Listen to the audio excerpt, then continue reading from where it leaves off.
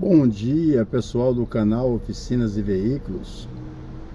Entrou em nossa oficina escola um Onix 2013 e o cliente reclama que o carro faz barulho na primeira partida.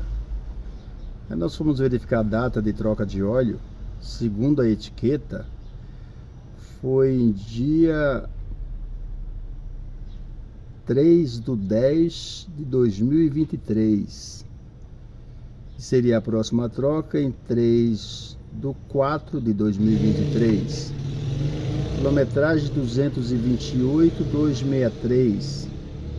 A próxima troca seria 238.263. Viemos aqui para o painel do carro.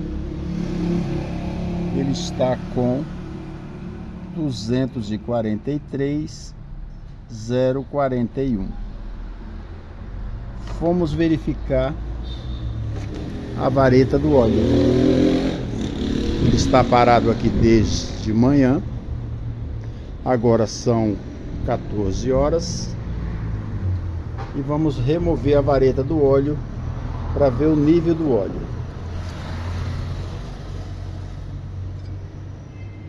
Cadê o óleo do carro? Onde está o óleo do carro? Olha aí, ó. Mal deu para marcar a pontinha da vareta. Tem como não fazer barulho na primeira partida? Cadê o óleo do carro? As pessoas pensam que carro é somente colocar combustível e andar. Mas não é. A manutenção preventiva, ela tem que ser executada com frequência. Se tratando de óleo, no mínimo a cada 6 meses. Você que gosta do nosso canal, dê o joinha se você gostou.